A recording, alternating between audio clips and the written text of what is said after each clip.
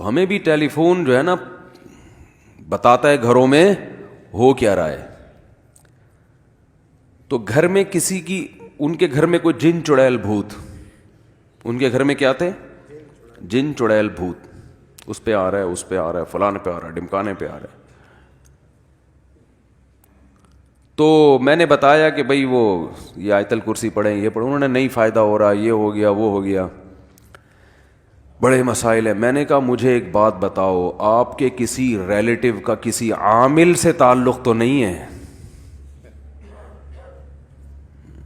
کسی جن چڑیل بھوت بھگانے والے سے تعلق تو نہیں ہے. انہوں نے کہا اصل میں ایک کی طبیعت جب خراب ہوئی نا تو ہم پھر کسی کے پاس چلے گئے جو جن چڑیل بھوت بھگانے کا کام کرتے ہیں. میں نے کہا بس یہ آپ کی ہو گئی غلطی.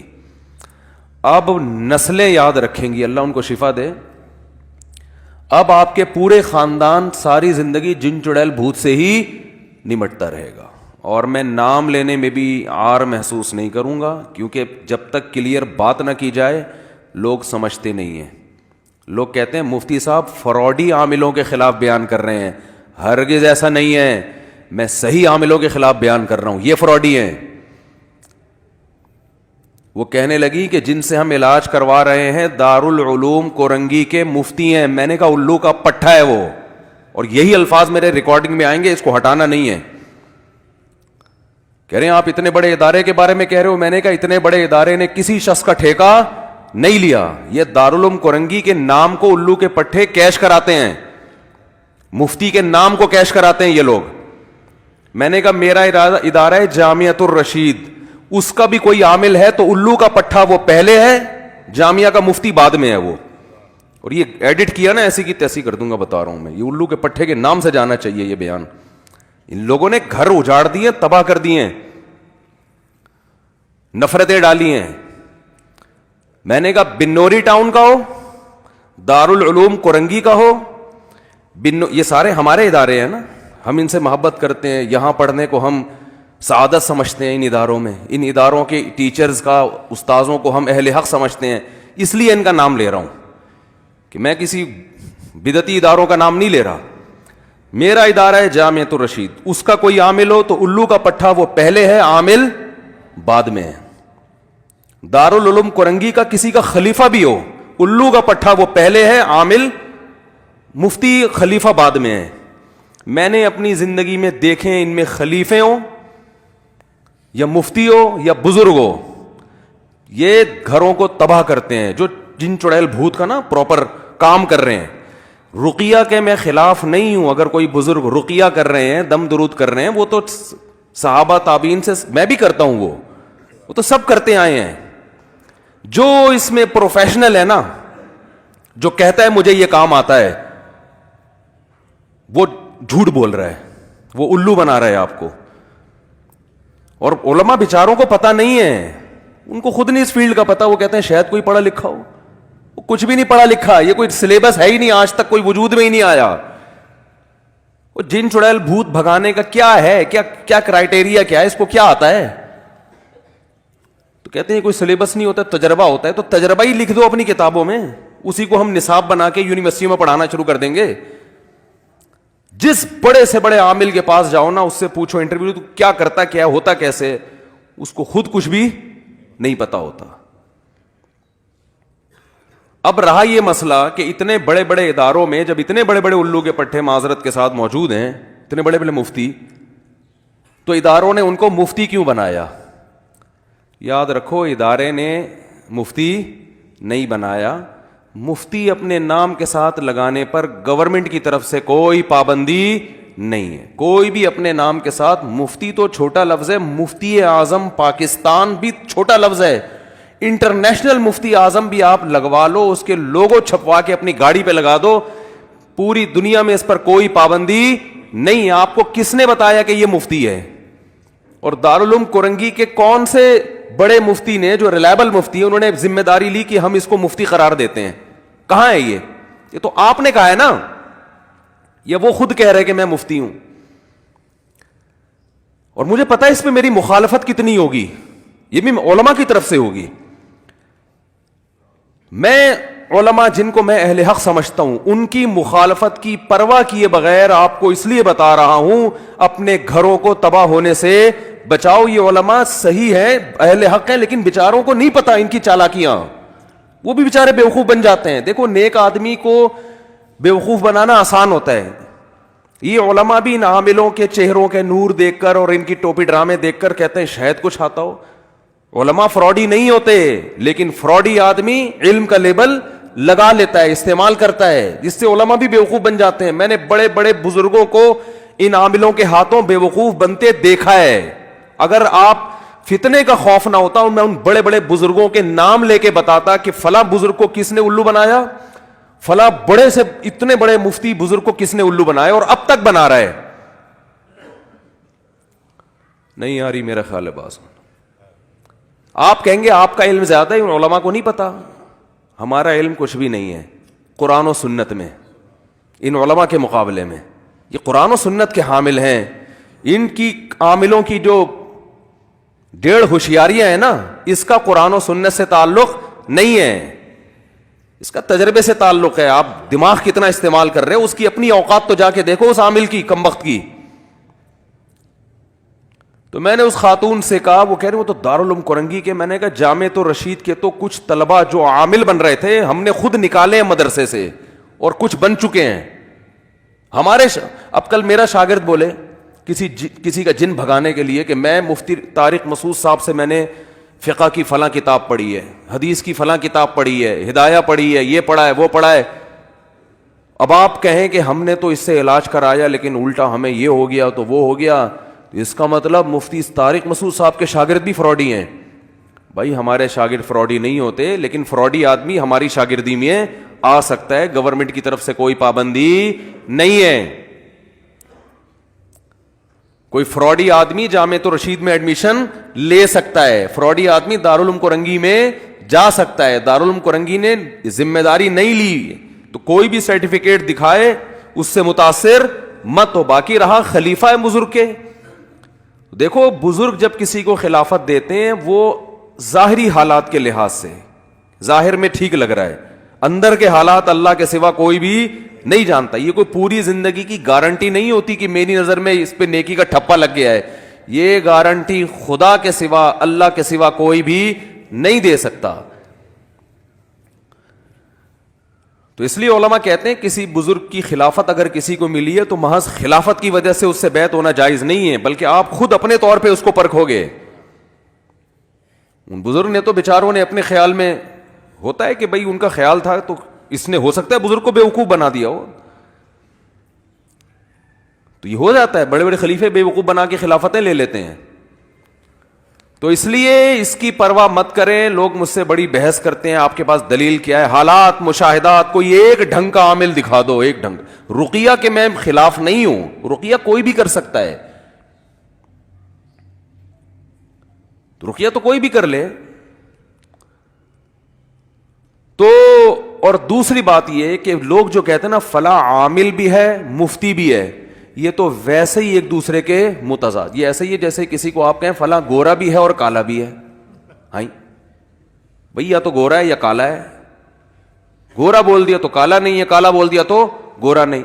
تو یہ عامل فارغ ترین لوگ بنتے ہیں جن کے پاس علمی استعداد نہیں ہوتی, صلاحیت نہیں ہوتی. اور مفتی کے لیے ضروری ہے کہ وہ فتوے کا کام پراپر طریقے سے کرتا ہو. 1-2 سال میں جیسے کوئی ڈاکٹر نہیں بن جاتا. دیکھو ایم بی بی ایس کر کے کوئی doctor, M B B S کی ڈگری آتے ہی کلینک کھولنے کی اجازت ہوتی ہے؟ بولو نا یار.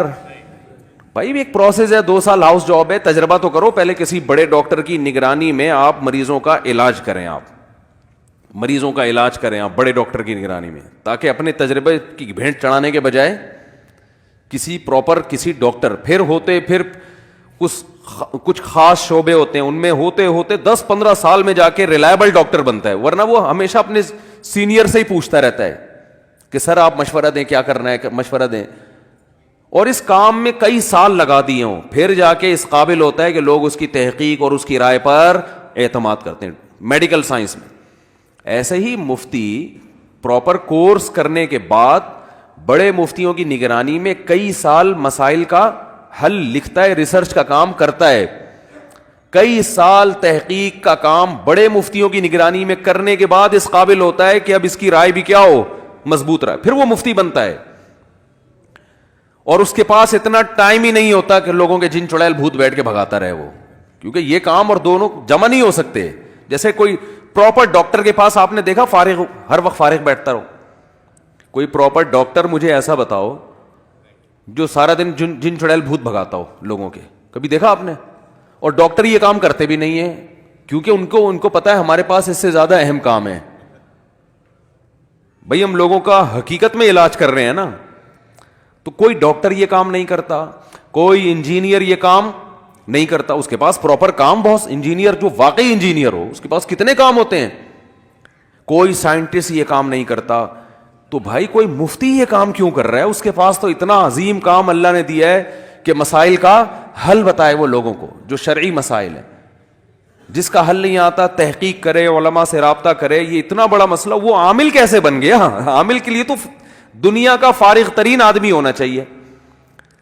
تو مفتی کا جو مفتی ہے وہ عامل نہیں ہو سکتا, جو عامل ہے وہ مفتی نہیں ہو سکتا. ہمارے اپنے بہت سے دوست ناراض ہو جاتے ہیں میری بیان سن کے, لیکن میرے بھائی اگر میں نے اتنے صاف انداز میں نہیں بتایا نا تو یہ جو لوگوں کے گھر برباد ہو رہے ہیں, قیامت کے دن اللہ میرا گریبان پکڑے گا کہ تو نے. اور میرے شیخ حضرت مفتی رشید احمد صاحب کا اسٹائل اس سے بھی زیادہ خطرناک تھا. لوگ کہتے ہیں آپ کا یہ تفرد ہے, کوئی تفرد نہیں ہے ہمارا. لوگ کہتے ہیں مولانا اشرف علی تھانوی نے بھی تو اعمال بتائے ہیں, تو ہم کب رقیہ کے خلاف ہیں بھائی؟ تو رقیہ تو کر لو نا, اسی کتاب سے دیکھ کے رقیہ کر لو, اس میں کیا جا رہا ہے؟ تو عامل اور مفتی جمع نہیں ہو سکتے. تو میں نے اس خاتون سے کہا, بیچاری بہت پریشان, یہ ہو گیا. اور پاکستان میں ہوا, کینیڈا میں نہیں ہوا.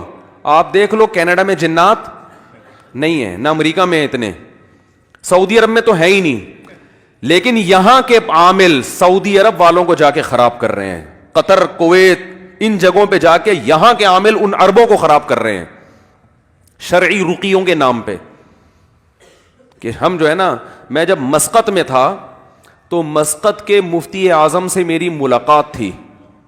مسقط کے مفتی اعظم سے ان کو بتایا کہ بھئی جامعۃ الرشید کے ہیں, وہ بڑے, اللہ ان کو جزائے خیر دے, بڑا اکرام کیا انہوں نے. ہمیں 2 منٹ کی ملاقات ہوئی, انہوں نے مجھے اگلے دن لنچ پہ بلایا. اب مسقط کا مفتی اعظم کا جو لنچ ہے وہ تو آپ کو پتہ ہے کیا, وہ تو حکومتی لیول پہ ان کی بڑی وہ ہوتی ہے. اگلے دن انہوں نے مجھے بلا لیا کہ آپ نے ظہر کا کھانا ہمارے ساتھ کھانا. ہماری نیت کھانے کی نہیں ہوتی الحمدللہ, ملاقات کی ہوتی ہے کہ چلو اس بہانے ملاقات ہو جائے گی. میں پہنچ گیا ان اپنے دوستوں کے ساتھ جو بھی ہمارے میزبان تھے. ظہر کی نماز ہم نے وہیں پڑھی مسجد میں. ظہر کے بعد انہوں نے ہمارے لیے کھانے کا انتظام کیا ہوا تھا. اب ہم جانے لگے ہیں تو 2 بندے ٹکر گئے جو بن بلائے آئے تھے, عربی تھے, کویت سے آئے تھے, بن بلائے نا. وہ ان کو کہ بھی ہم بھی آئے ہیں آپ سے بات کرنی ہے. وہ انہوں نے کہا آپ نے ٹائم تو لیا نہیں. نہیں جی ہمیں بہت ضروری کام ہے.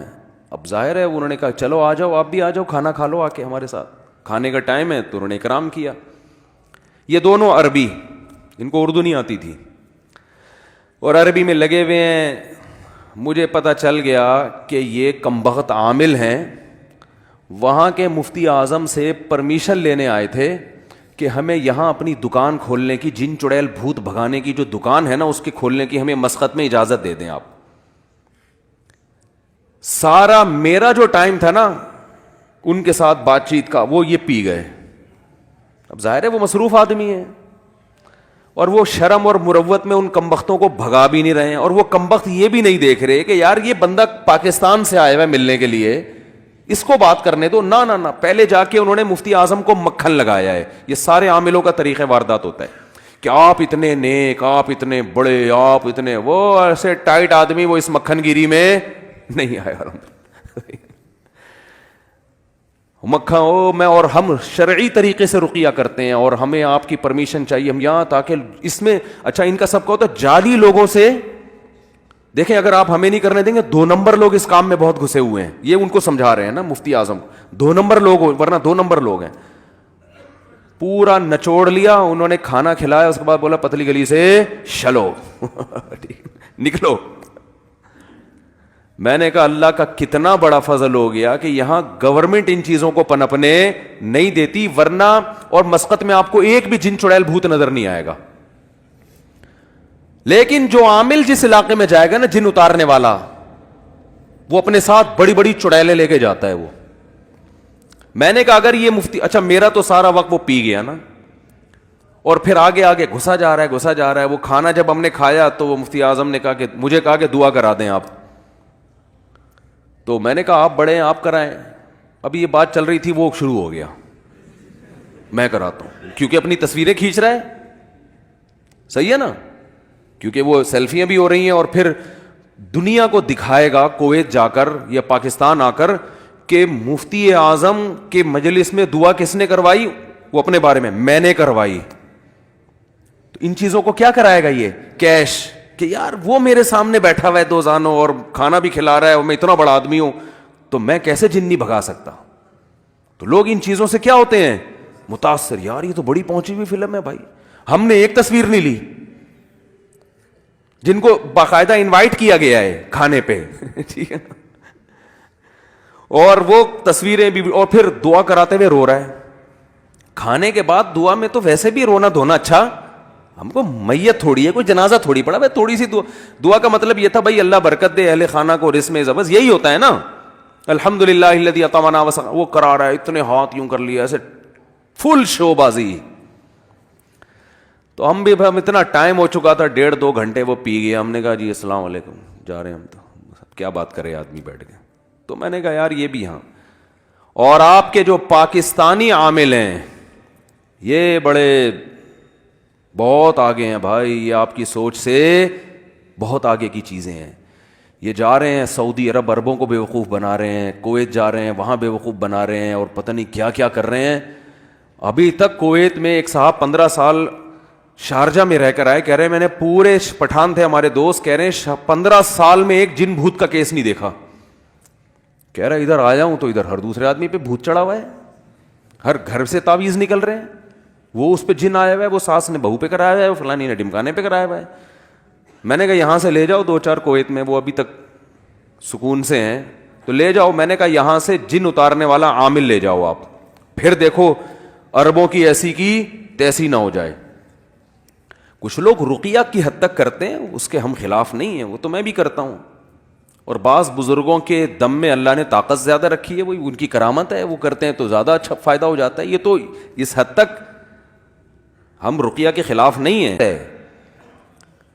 تو میں نے اس خاتون سے کہا، میں نے کہا آپ نے کسی عامل سے تعلق قائم کیا ہوگا، اور یاد رکھو دارالعلوم کورنگی کے جتنے بڑے حضرات ہیں کوئی کسی عامل کی ذمہ داری نہیں لیتا نہ، اور جامعۃ الرشید میں بھی، بنوری ٹاؤن میں کوئی ذمہ داری نہیں لیتا. ادارے کی سطح پہ کوئی نہیں بولا جو ہے جو خود بھگتو.